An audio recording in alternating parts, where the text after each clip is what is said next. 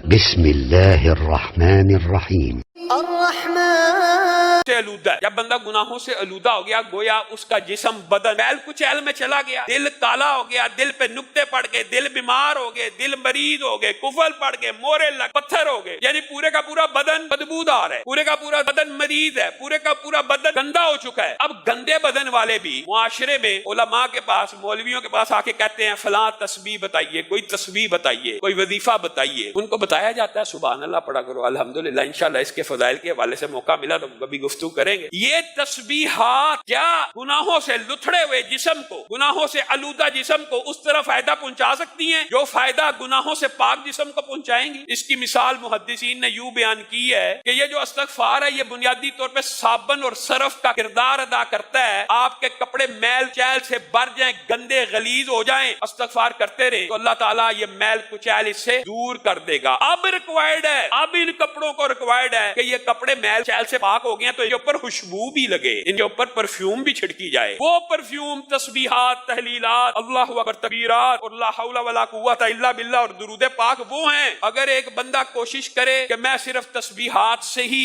اپنا کام چلا لوں تو اس طرح کام نہیں چل سکتا۔ عارضی طور پہ گندے کپڑے کے اوپر آپ جتنی مرضی پرفیوم چھڑک دیں تو وہ کتنی دیر بعد غائب ہو جائے گی، چند لمحوں کے بعد اس کا وہ اثر نہیں رہے گا۔ تو ابتدا اس سے کرنی چاہیے کہ میں نے کثرت کے ساتھ استغفر اللہ الذی لا الہ الا هو الحی القیوم واتوب الیہ یہ پڑھنا ہے۔ اگر رسول اچھا یہ پڑھنے میں نا ٹائم بھی کوئی نہیں لگا، آپ میں سے جس بندے کو یہ تجربہ اور عادت ہو جائے نا، لیکن نیت ہونی چاہیے، نیت وہی بات، امید بھی اللہ سے اور سوال بھی اللہ سے۔ استغفر اللہ استغفر اللہ استغفر اللہ آپ پڑھنا شروع کریں، آپ 1 منٹ کے اندر ایک تسبیح پڑھ سکتے ہیں، پوری کی پوری 100 مرتبہ پڑھ سکتے ہیں 1 منٹ۔ جب کسی کو کہا جاتا ہے 10 مرتبہ پڑھ لیا کرو، یعنی 10 تسبیحات نکال لیا کرو، ان کو لگتا ہے یہ بڑا لمبا، لیکن اگر آپ یہ کر کے دیکھیں گے، آزمائیں گے تو پھر آپ کی زندگی کے اندر حالات بھی بدلنا شروع ہو جائیں گے۔ اور عبداللہ ابن عباس کی حدیث اور قرآن کی اس آیت کے مطابق اللہ تعالیٰ پہلی بات آپ کو گناہوں سے پاک کرے گا، پھر آپ کو مال دے گا، پھر آپ کو اولاد دے گا، پھر آپ کو رہائش گاہیں دے گا، ان میں بڑے بڑے باغات ہوں گے، پھر ان باغات کو بھی اللہ خود ڈیکوریٹ کر کے دے گا، یعنی آپ کے پاس ایسے وسائل اسباب پیدا ہو جائیں گے کہ آپ ڈیکوریٹ کر سکیں، یا آپ کی کھیتیاں ہوں گی،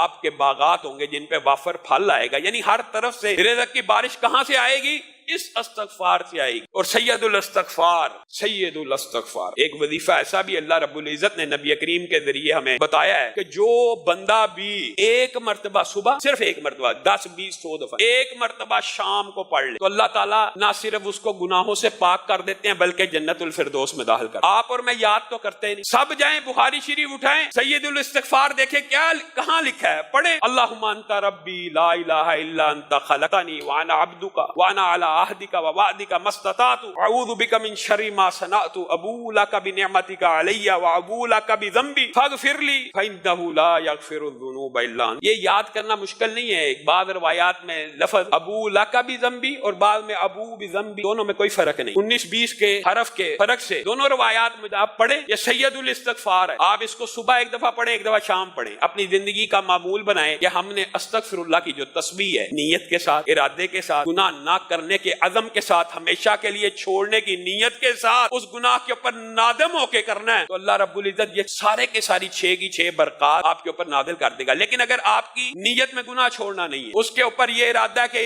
رمضان گزر جائے گا پھر وہ گناہ شروع کر دوں گا، یہ اللہ تعالیٰ کو مطلوب اور مقصود نہیں، ارادہ یہ ہو اللہ تعالیٰ قبر تک وہ گناہ نہیں کروں گا۔ اور میں آپ کو یہ بات بتلاؤں، یہ لوگ سمجھتے ہیں کہ یہ جو توبہ استغفار ہے یہ صرف گناہ گاروں کو کرنی چاہیے، آپ کے سامنے رسول اللہ صلی اللہ علیہ وسلم کر رہے ہیں، اور یہ صرف رسول اللہ صلی اللہ علیہ وسلم ہی کی سنت نہیں ہے، یہ بھی آپ کو بتلا، یہ سابقہ جتنے انبیاء آئے ہیں ان کی بھی سنت ہے اور ان کا ذکر بھی قرآن پاک میں موجود ہے۔ حضرت آدم نے توبہ کی ہے، قرآن پاک میں الفاظ موجود ہے نا، ربنا ظلمنا انفسنا، خود کا۔ حضرت نوح نے بیٹے کے لیے دعا کی نا، بعد میں کہا نا اللہ تعالیٰ مجھے معاف کر دے، میں نے اس چیز کا سوال کیا جو میرے پاس علم نہیں تھا۔ حضرت موسیٰ سے جب بندہ مر گیا تھا دعا کی تھی نا، توبہ کی۔ یونس جب مچھلی کے پیٹ میں گئے دعا کی، توبہ کی، لا الہ الا انت سبحانک انی کنت من الظالمین۔ تو گویا انسان کو یہ نہیں سوچنا چاہیے کہ میرے گناہ کم ہیں، میرے گناہ زیادہ ہیں، ہر بندے کو توبہ کی ضرورت ہے۔ اللہ رب العزت کی بارگاہ میں آگے ہم بھی توبہ کرتے ہیں، اے اللہ ہم سب کے گناہوں کو معاف فرما، اے اللہ ظاہری گناہوں کو معاف فرما، اے اللہ باطنی گناہوں کو معاف فرما، اے اللہ ہر چھوٹی خطا کو معاف فرما، اے اللہ ہر بڑی خطا کو معاف فرما، اے اللہ آنکھوں کی خیانتوں کو معاف فرما، اے اللہ زبان کی لرزشوں کو معاف فرما، اے اللہ سر سے پاؤں تک ہر گناہ کو معاف فرما، اے اللہ جتنے گناہ کیے سب کو معاف فرما یا اللہ، پیدائش سے لے کے آج تک جتنے گناہ ہیں نافرمانیوں کے وہ بھی معاف فرما یا اللہ، جن کی حق تلفی کی ہے وہ بھی معاف فرما یا اللہ، جن کے